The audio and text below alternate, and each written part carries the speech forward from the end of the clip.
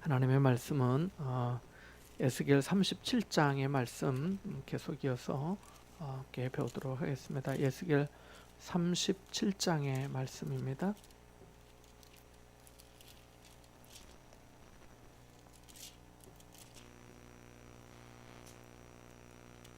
37장의 말씀 같이 봅니다. 에스겔 37장입니다.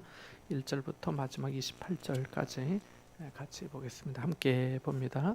여호와께서 권능으로 내게 임재하시고 그의 영으로 나를 데리고 가서 골짜기 가운데 두셨는데 거기 뼈가 가득하더라. 나를 그 뼈 사방으로 지나가게 하시기로 본즉 그 골짜기 지면에 뼈가 심이 많고 아주 말랐더라. 그가 내게 이르시되 인자야 이 뼈들이 능히 살 수 있겠느냐 하시기로 내가 대답하되 주 여호와여 주께서 아시나이다. 또 내게 이르시되 너는 이 모든 뼈에게 대언하여 이르기를 너희 마른 뼈들아 여호와의 말씀을 들을지어다. 주 여호와께서 이 뼈들에게 이같이 말씀하시기를 내가 생기를 너에게 들어가게 하리니 너희가 살아나리라. 너 위에 힘줄을 두고 살을 입히고 가죽으로 덮고 너희 속에 생기를 넣으리니 너희가 살아나리라. 또 내가 여호와인 줄 너희가 알리라 하셨다 하라. 이에 내가 명령을 따라 대언하니 대언할 때에 소리가 나고 움직이며 이 뼈 저 뼈가 들어맞아 뼈들이 서로 연결되더라.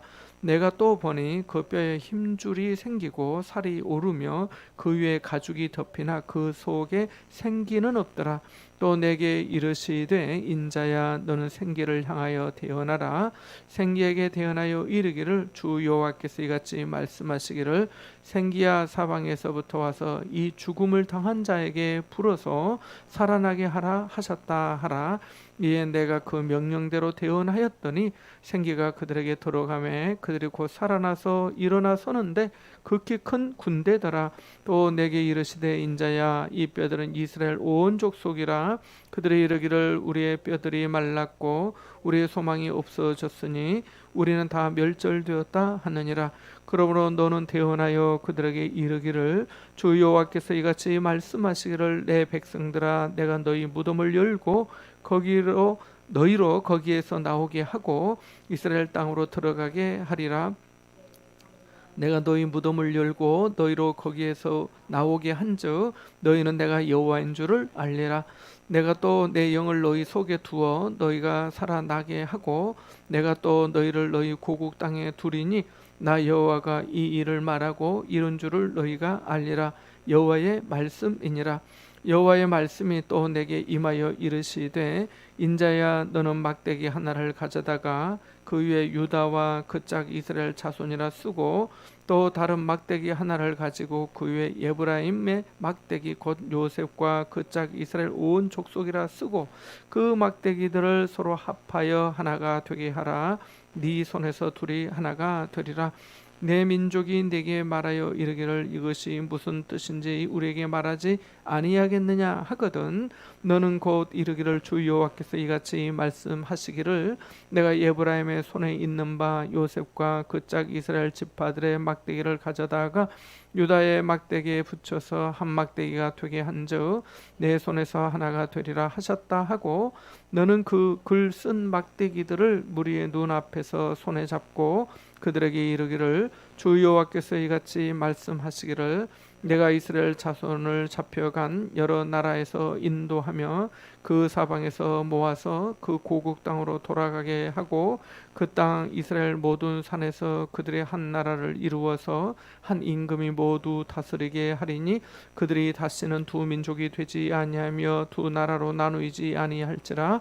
그들이 그 우상들과 가증한 물건과 그 모든 죄악으로 더 이상 자신들을 더럽히지 아니하리라. 내가 그들을 그 범죄한 모든 초소에서 권하여 정결하게 한즉 그들은 내 백성이 되고 나는 그들의 하나님이 되리라. 내 종 다윗이 그들의 왕이 되리니 그들 모두에게 한 목자가 있을 것이라. 그들의 내 규례를 준수하고 내 율례를 지켜 행하며 내가 내 종 야곱에게 준 땅 곧 그의 조상들이 거주하던 땅에 그들이 거주하되 그들과 그들의 자자 손손이 영원히 거기에 거주할 것이요 내 종 다윗이 영원히 그들의 왕이 되리라. 내가 그들과 화평의 언약을 세워서 영원한 언약이 되게 하고 또 그들을 견고하고 번성하게 하며 내 성소를 그 가운데에 세워서 영원히 이르게 하리니 내 처소가 그들 가운데에 있을 것이며 나는 그들의 하나님이 되고 그들은 내 백성이 되리라. 내 성소가 영원토록 그들 가운데 있으리니 내가 이스라엘을 거룩하게 하는 여호와인 줄을 열국이 알리라 하셨다 하라. 아멘. 37장의 말씀도 이후에 나오는 그 성전 문지방에서 나오는 그 물의 얘기가 나오는 47장 말씀과 또 이렇게 중요한 부분 중에 한 부분인데요. 몇 구절 말씀을 드리면 이렇게 좀 동그라미 하시던 또 좀 펴놓으면 좋을 것 같습니다. 1절부터 6절까지 다 같이 그렇게 하면 좋겠고 1절, 2절, 3절, 4절, 5절, 6절 마른 뼈가 살아가는 그 이야기고요. 또 9절, 10절, 11절도 마찬가지고 그리고 9절, 10절, 11절, 14절, 그리고 19절, 그리고 26절, 27절, 28절까지 이렇게 몇 줄을 그으시거나 표시를 해두면 좋을 것 같습니다. 하나님께서는 그 바벨론의 유배 생활, 포로로 살고 있는 이스라엘 백성들에게 에스겔 선지자를 통해서 계속해서 회복과 또 구원하심의 메시지를, 소망의 메시지를 주고 계십니다. 근데 그 말씀을 우리도 좋은 소식을 듣는 것은 좋긴 좋지만 어떤 때는 그런 일이 정말 이루어질까 이런 어떤 의문이나 의구심이 들 수가 있겠잖아요. 그런 것처럼 이스라엘 백성들에게도 그랬던 것이죠. 그래서 이스라엘 백성들이 이제 의문이 생긴 거예요. 바벨론에서 종살이를 하면서 이렇게 포로 생활을 하게 되는데 하나님께서 해방시켜 주시겠다. 그리고 또 폐허가 된 성읍들을 다시 재건하시겠다고 그렇게 약속은 해주셨지만은 그 진짜 그 약속이 실현될 수 있을까 하는 그런 또 의심이 또 그런 물음이 생겼던 것이죠. 또 어떻게 생각하면은 이제 유다가 다 완전히 망했다고 하는 것은 이미 죽은 몸이 되는 거나 마찬가지죠. 육신의 장막이 무너졌다라고 하는 것처럼 이스라엘의 어떤 나라가 장막이 무너진 거죠. 그래서 죽은 몸이 다 됐는데 어떻게 다시 그 생명을 회복할 수 있겠는가 하는 그런 어떤 의심과 질문이 생긴 것이죠.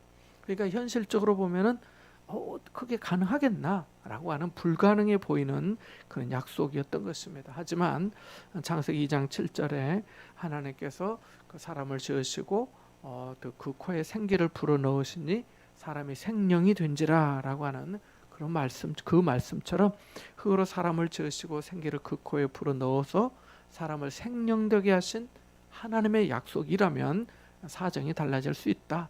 하나님께는 충분히 모든 것이 가능하기 때문에 그렇게 하나님은 역사해 주실 수 있다라고 하는 것을 오늘 본문 말씀을 통해서 우리가 다시금 한번 또 확인하게 됩니다.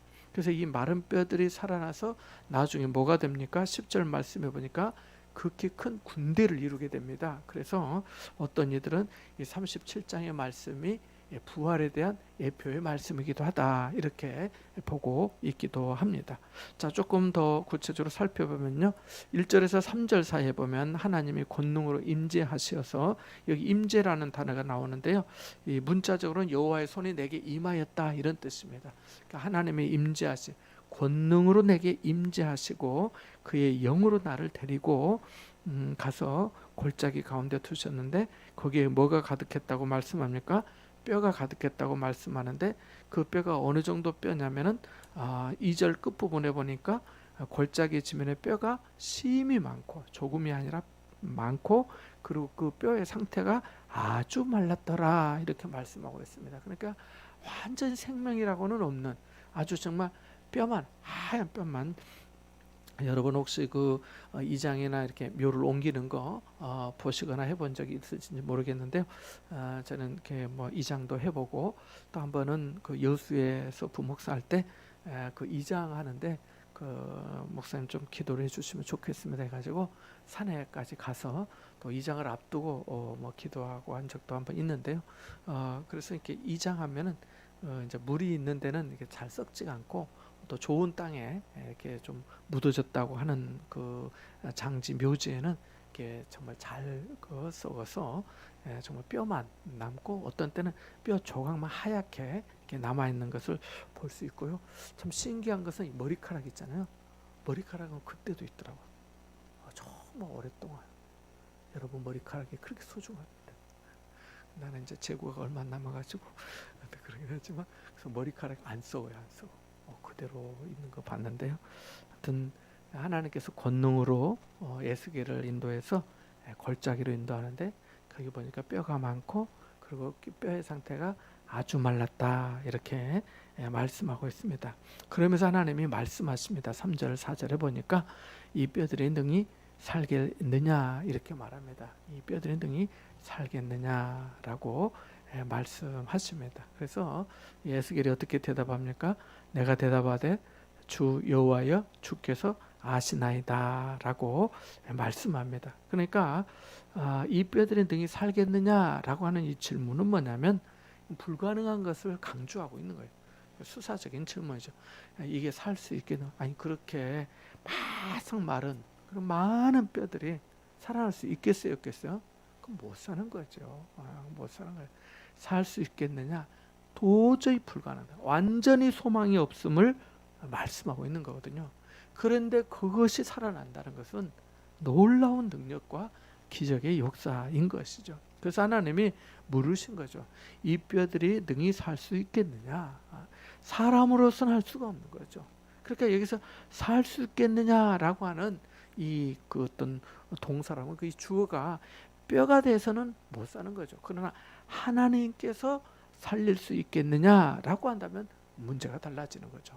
하나님께는 모든 것이 가능하고 능치 못함이 없는 줄 믿기 때문입니다. 그래서 하나님께는 된다. 모든 것을 창조하시고 다스리시고 주관하시고 통치하시고 섭리하시고 생명을 주시기도 하고 가져가시기도 하고 사람을 높이기도 하고 낮추기도 하고 부하게도 하고 가난하게도 하시는 모든 하나님, 모든 것을 하시는 하나님께는 가능하다는 것입니다. 그래서 에스겔이 대답하기를 주 여호와여 주께서 아십니다라고 말씀하고 있는 겁니다. 자, 이것을 우리에게 또 적용해 볼 수 있겠죠. 자, 여기 마른 뼈들이 나오는데 우리 자신에게도 적용해 볼 수 있죠. 정말 빈들의 마른 풀 같고 아주 마른 뼈와 같은 이 공고한 영혼에게 우리 스스로 우리가 물어볼 수도 있겠죠. 나 같은 사람이 살 수 있을까? 내 영혼이 좀 너무 피폐해서 건조하고 정말 공고했는데 아주 바싹 마른 정말 물기 하나도 없고 생명의 어떤 소망이 없어 보이는데 다 잘라져서 마른 풀과 같이 되었는데 여기에서 생명이 싹이 돋아날 수 있을까? 나 같은 사람도 하나님 앞에 살 수 있을까라고 질문해 볼 수도 있겠죠. 우리의 대답은 뭡니까? 주 여호와여 주께서 하십니다. 주님께서는 하십니다. 라고 하는 대답입니다. 그래서 우리 어떤 사람의 지혜와 대답 또는 장담과 소원은 사실은 다 한계가 있습니다. 내가 할 수 있어요 라고 하지만은 그렇게 대답하고도 못한 일들이 얼마나 많습니까?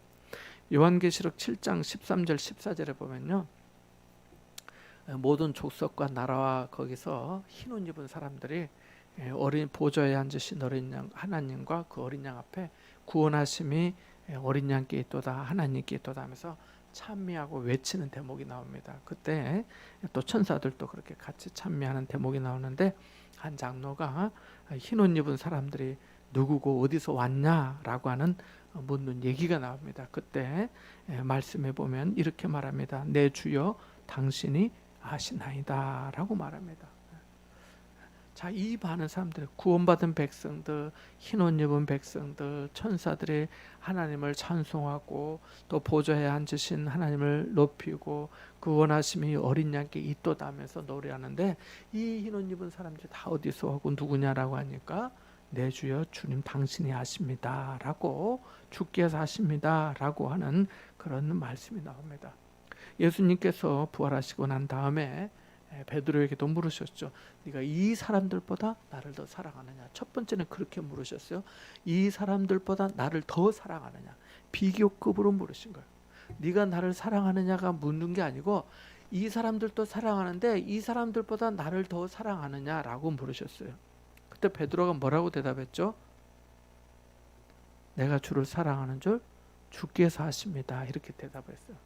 두 번째, 세 번째도 같은 질문을 하시는데 두 번째, 세 번째는 네가 이 사람들보다 나를 더 사랑하느냐라고 묻지 않으시고 네가 나를 사랑하느냐, 요한의 아들 시몬아 네가 나를 사랑하느냐 이렇게 두 번 물으셨어요.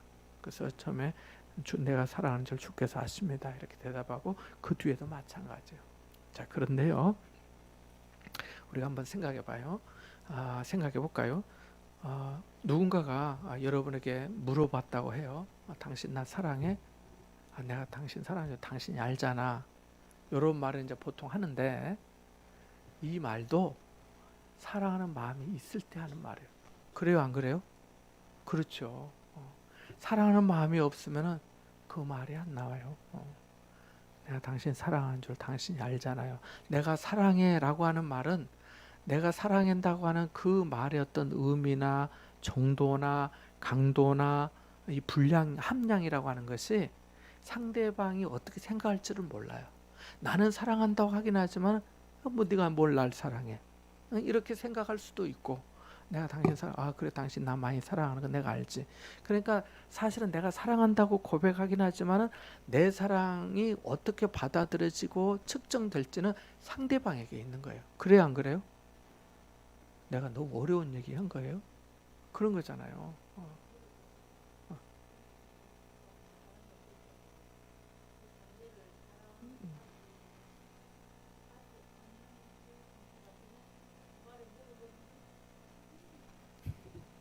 그렇죠. 그래서 이런 얘기도 내가 주님을 사랑하는 줄 주께서 아십니다. 라고 하는 것도 사랑하는 마음이 없으면 못하는 거예요. 자, 그래서 오늘 에스겔도 마찬가지죠. 주님께서 아십니다. 주님께서 아십니다. 주 여호와께서 여호와여 주께서 아십니다. 라고 말씀하고 있습니다. 자, 그래서 그런 어떤 말씀들이 계속해서 이어지는데요. 4절에서 6절 사이에 보면 하나님은 에스겔에게 이 모든 뼈에게 대언하여서 이르기를 너희 마른 뼈들아 여호와의 말씀을 들을지어다 라고 말씀합니다. 대언하라고 말씀하신 거예요. 우리도 마찬가지죠. 우리에게도 진리의 복음을 대언하게 하신 거죠. 제가 말씀을 전하는데 하나님의 말씀을 대언하는 거죠. 여러분이 전도할 때 여러분이 복음을 대언하는 것이죠. 여기 말씀해 보면 4절과 7절과 9절과 10절과 12절에 계속해서 대언하다 대언하다 대언하다 대언하여 이르기를 이렇게 말씀이 반복되고 있습니다.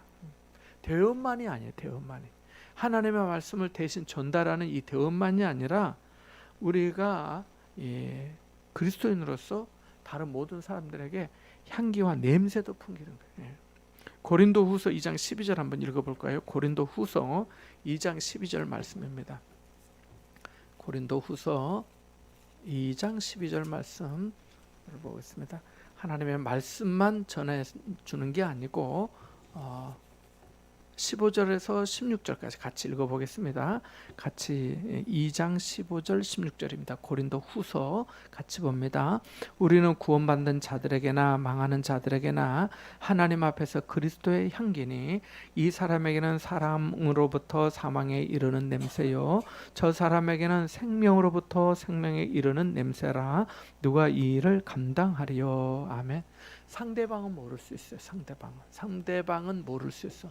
안 믿는 사람은 더욱 모를 수 있어요. 그러나 믿는 사람은 내가 이 사람에게 생명의 냄새, 내가 이 사람에게 그리스도의 향기, 내가 우리는 구원받는 자들에게나 망하는 자들에게나 하나님 앞에서 그리스도의 향기다 이렇게 말씀하고 있는 거죠. 그러니까 하나님의 사랑, 또 하나님의 말씀을 대언할 뿐만 아니라 그리스도의 향기가 되어서 냄새를 전하는 사람들이죠. 이제 우리 그 향기가 좋은 냄새가 가진 사람이 가까이 오면 향기가 나잖아요. 향수 냄새가 나잖아요. 그러나 또 악취가 나는 사람이 가까우면 냄새가 나잖아요. 마찬가지.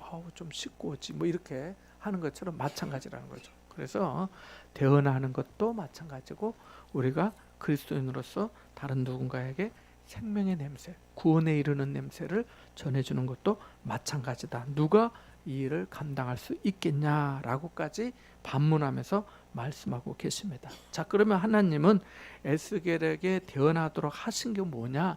그것은 말씀이라는 거죠. 말씀. 여기 말씀해 보니까 말씀을 들으라라고 말씀합니다. 여기 4절 끝부분에 보니까 너희 마른 뼈들아 여호와의 말씀을 들을지어다. 사실은 이 뼈들이 무슨 생명도 없고 아주 말랐다고 2절 끝부분에 말씀했는데 뼈가 무슨 말씀을 듣겠어요? 말씀을 듣는 것은 사실은 성경에서 모두 다 사람이에요. 인생과 사람이 하나님의 말씀을 듣지 뭐가 듣겠어요? 뭐 나무 토막이 말씀을 듣겠어요? 그건 그냥 비유로 상징적으로 하는 얘기지 실제로는 사람이 듣는 거죠. 여기도 그래서 마른 뼈에 대해서 말씀하고 있죠. 11절 한번 읽어봅니다. 같이 보겠습니다. 37장 11절입니다. 또 내게 이르시되 인자야 이 뼈들은 이스라엘 온 족속이라 그들의 이르기를 우리의 뼈들이 말랐고 우리의 소망이 없어졌으니 우리는 다 멸절되었다 하느니라. 그러니까 그들이 그렇게 생각한 거예요. 그들이 우리는 이제 마른 뼈와 같다. 우리는 다 말랐고 우리는 생명도 없고 소망도 없다. 우리는 다 멸절되었다. 우리는 더 이상 희망이 없다. 라고 자포자기하고 그런 자의식 가운데 있었던 것입니다. 그래서 하나님께서 에스겔을 하나님의 영으로 인도해서 마른 뼈들 그 수많은 심이 많고 아주 말라빠진 거기에 가득 차 있는 뼈들로 데려가서 말씀을 전하라고 대언하라고 하신 것입니다. 그래서 주목할 것은 바로 그거죠. 하나님의 말씀을 듣는 겁니다. 하나님의 말씀. 바벨론의 망에서 죽은 자와 같은 존재인 이스라엘 백성들에게 하나님께서 말씀하신 것이죠. 이 뼈들은 이스라엘 원 족속이다라고 말입니다. 자, 하나님께서 세상을 어떻게 창조하셨습니까? 말씀으로 창조하셨습니다. 히브리서 4장 12절 말씀에 보면 하나님의 말씀은 살아있고라고 말씀합니다. 그래서 하나님의 말씀은 지금도 살아있는 줄 믿습니다. 그리고 요한복음 6장 63절에도 예수님께서 말씀하시기를 내 말은 영이요 생명이라 이렇게 말씀합니다. 그리고 사도행전 5장 20절에도 보면 이 생명의 말씀이라고 말씀하고요. 히브리서 1장 3절에도 다시 보면 그 능력의 말씀으로 만물을 붙드시며 라고 말씀합니다. 그러니까 이 공통점은 뭐냐면 이 모든 말씀이 살아있는 능력의 말씀, 권세의 말씀이라는 것입니다. 내 말은 영이요 생명이다. 이 생명의 말씀, 그 능력의 말씀이라고 말씀하고 있기 때문입니다. 그러니까 우리가 말씀을 듣는 거죠. 그래서 예수님께서 하신 말씀이 그거죠. 사람이 떡으로만 사는 것이 아니라 하나님의 입에서 나오는 모든 말씀으로 살 것이니라 라고 말씀하고 있는 것입니다. 진정한 생명이, 영원한 생명이 말씀에 있기 때문에 그렇습니다. 육신의 생명은 영원한 생명은 아니죠.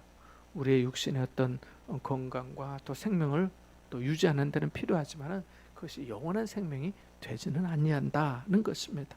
자, 5절 말씀해 보니까 생기가 뼈들에게 들어가게 하시니 너희가 살아나리라. 힘줄을 두고 살을 입히고 가죽으로 덮고 생기를 넣으리니 너희가 살아나리라 라고 말씀하고 계십니다. 그래서 5절 6절 사이에 그런 내용의 말씀들이 계속해서 말씀합니다. 살아나면은 너희가 내가 여호와인 줄 너희가 알 것이다 라고 말씀합니다.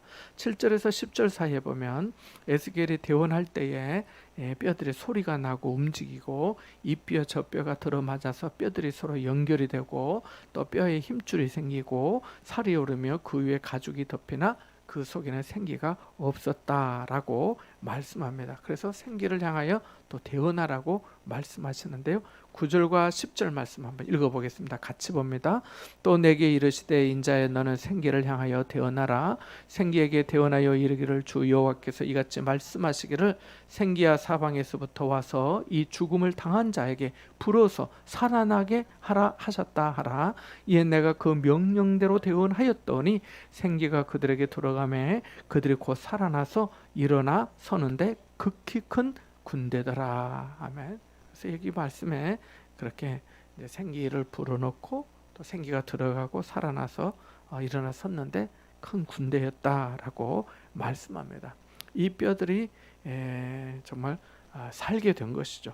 살 수 있겠느냐? 그건 정말 살 수 없는 것인데도 불구하고 하나님께서 말씀하시니, 하나님의 말씀을 받으니 뭐 뼈가 붙고 살이 오르고, 그리고 생기가 없었지만은 나중에 이제 생기까지 불어와서 뭐 살아나게 하라 하니까 그 말씀하신 대로 그 모든 것들이 살아나고 큰 군대를 이루게 되었다라고 말씀합니다. 그래서 우리 마찬가지죠.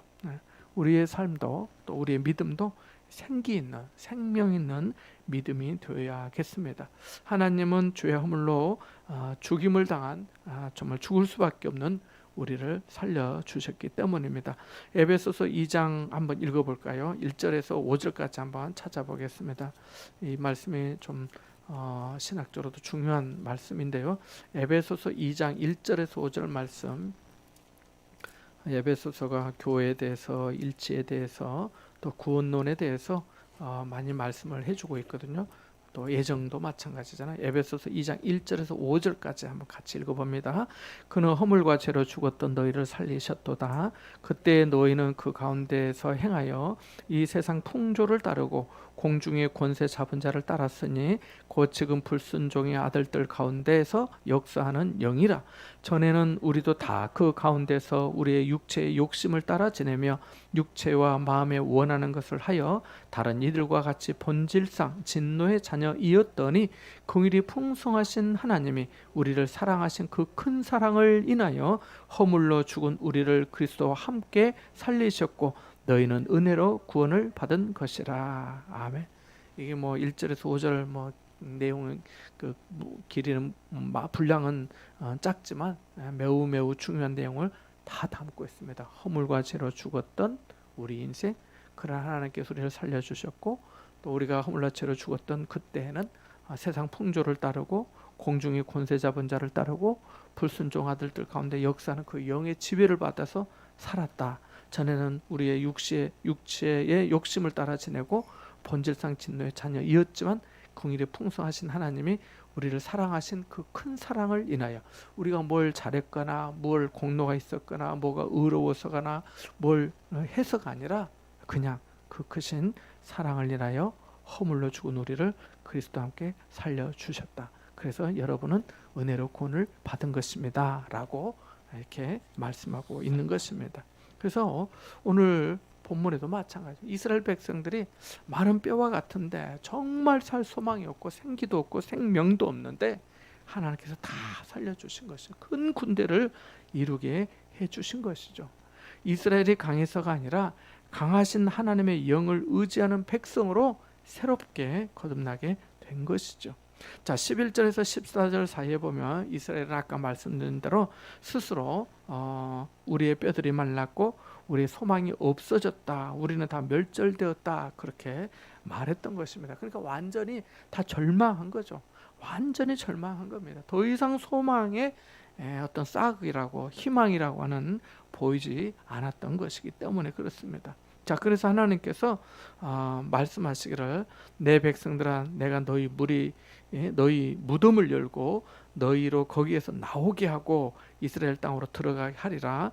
내 백성들아 내가 너희 무덤을 열고 너희로 거기에서 나오게 한즉 너희는 내가 여호와인 줄 알리라. 내가 또 내 영을 너희 속에 두어 너희가 살아나게 하고 내가 또 너희를 너희 고국 땅에 두리니 나 여호와가 이 일을 말하고 이룬 줄을 너희가 알리라. 여호와의 말씀이라. 이렇게 14절까지 말씀하고 있습니다.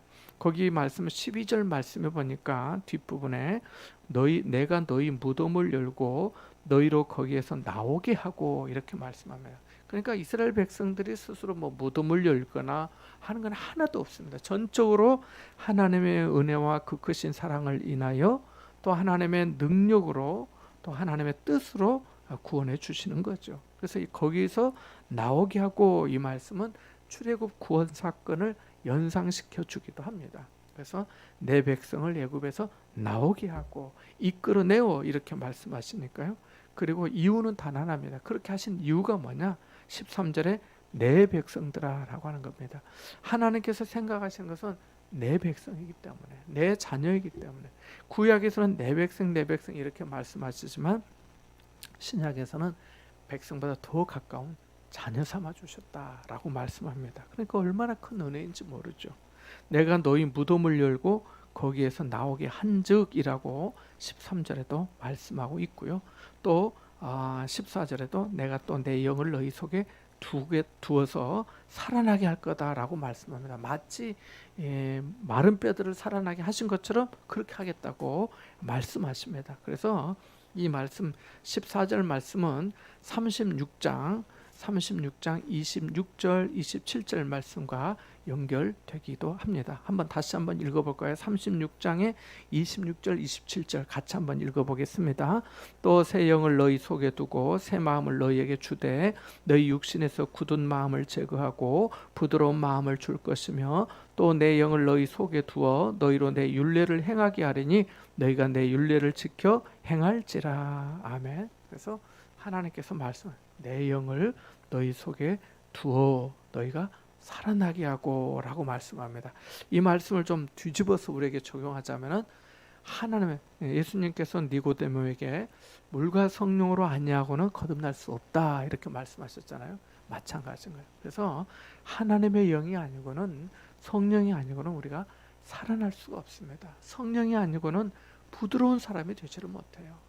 그래서 성령의 열매가 사랑이랑 화평차분, 자비, 온유, 양선, 충성, 온유, 절제 이렇게 다 있는 거죠. 그래서 성령의 사랑, 하나님의 영이 우리에게 임하고 또 하나님의 은혜를 우리가 사모해서 변화되는 거죠. 부드러운 사람이 되기도 하고 능력의 사람이 되기도 하고 또 하나님의 놀라운 역사를 이루는데 나오게 하는데 쓰임받는 그런 선교적인 삶을 또 능력 있게 살게 되기도 하는 것입니다.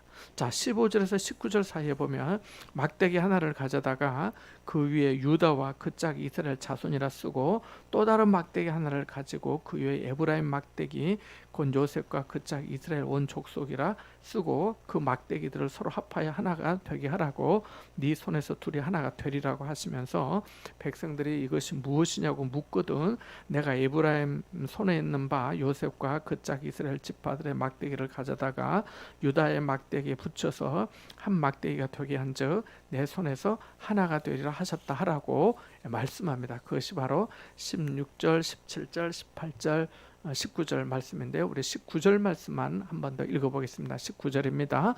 너는 곧 이르기를 주 여호와께서 이같이 말씀하시기를 내가 에브라임의 손에 있는 바 요셉과 그 짝 이스라엘 지파들의 막대기를 가져다가 유다의 막대기에 붙여서 한 막대기가 되게 한즉 내 손에서 하나가 되리라 하셨다 하고. 아멘.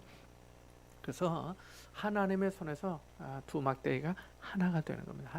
하나로 만들라 이렇게 말씀하고 있습니다. 여기 유다의 막대기에 붙여서 이렇게 말씀하는데 유다의 막대기에 두 막대기가 하나의 막대기로 만들라고 하시는 그런 말씀입니다. 그래서 내 손에서 하나가 될 것이다 라고 말씀합니다. 하나님의 백성이 분열과 갈등으로 하나님의 손 안에서 그 분열과 갈등이 회복이 되고 하나 될 수 있다고 말씀합니다.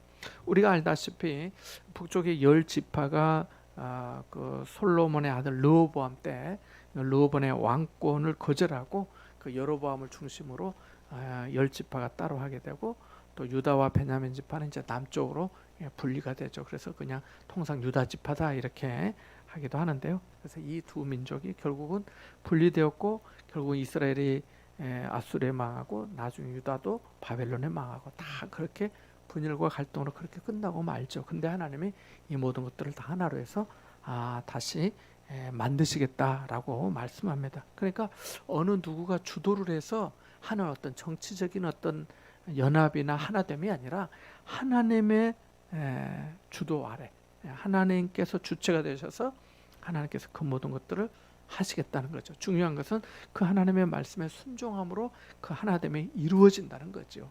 그래서 하나님께서 하나가 되게 하리라, 내 손에서 하나가 되게 하리라 라고 말씀하고 계십니다. 그리고 실제로 여기에 내가 내 영을 너희 속에 두어 살아나게 하고 라고 14절에 말씀하였는데요. 이게 이제 성령의 역사로 하나가 됩니다.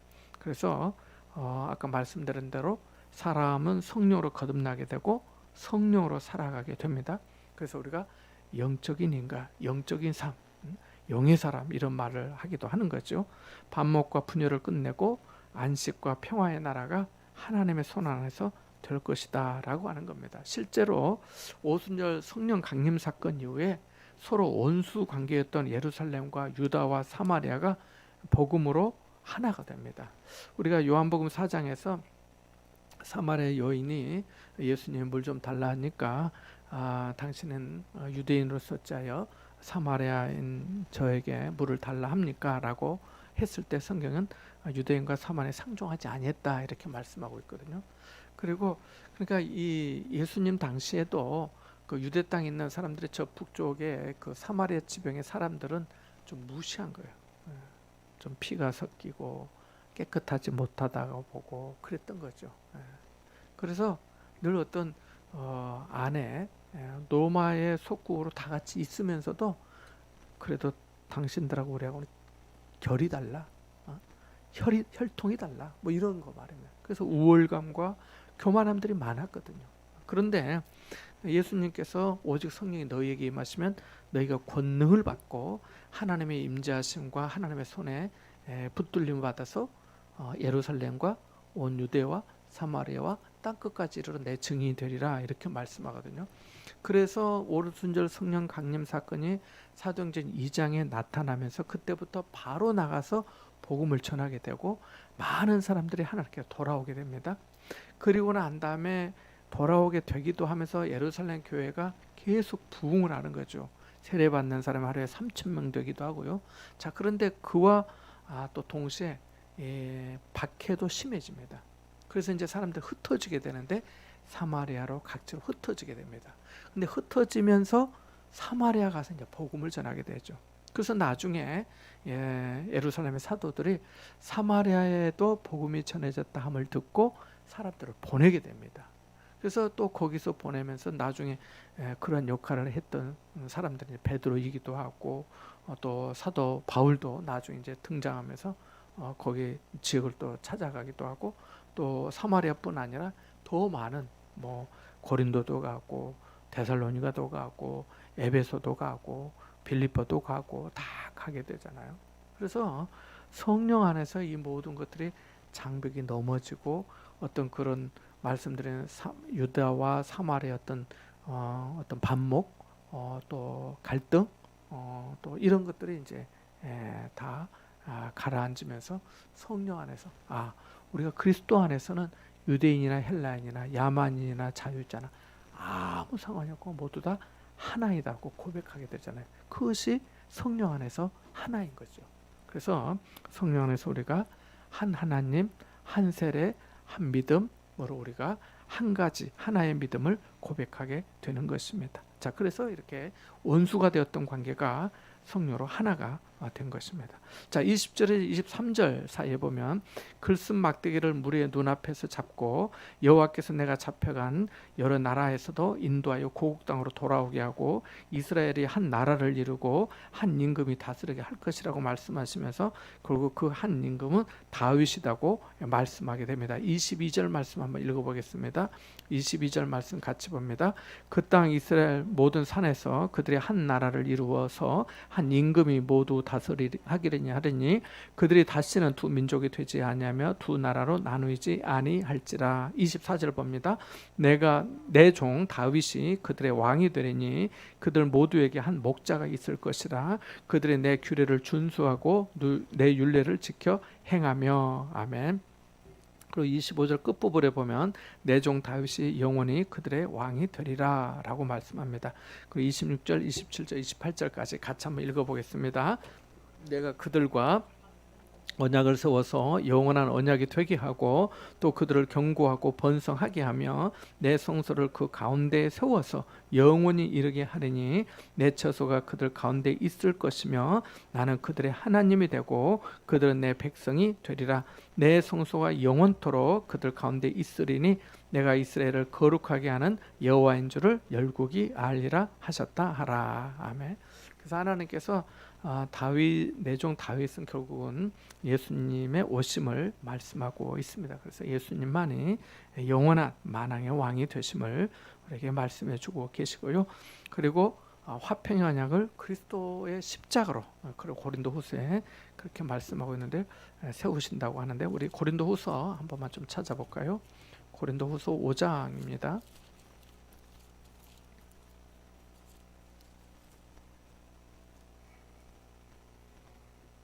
고린도후서 5장 19절 말씀 한번 읽어보겠습니다. 고린도후서 5장 19절입니다. 한 절만 읽어보죠. 같이 봅니다.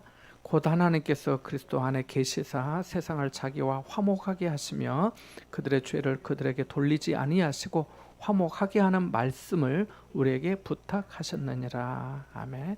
그래서 하나님께서 그리스도 안에서 세상을 자기와 화목하게 하시고 예수님께서 화목의 언약의 제물이 희생의 제물이 되어 주신 것이죠. 그래서 내 처소가 그들 가운데 있을 것이고 또 나는 그들의 하나님이 되고 그들은 내 백성이 될 것이다 라고 27절에 말씀하고 26절 하반절 끝부분에도 내 성소를 그 가운데 세워서 영원히 이르게 할 것이다 라고 말씀하시는데 여기에 성소는 예루살렘에 보이는 어떤 유형 교회 어떤 만이 아니라 우리 안에 고린도전서 3장 16절 17절에 있는 말씀처럼 너희가 하나님의 성전인 줄 알지 못하느냐라고 하는 말씀.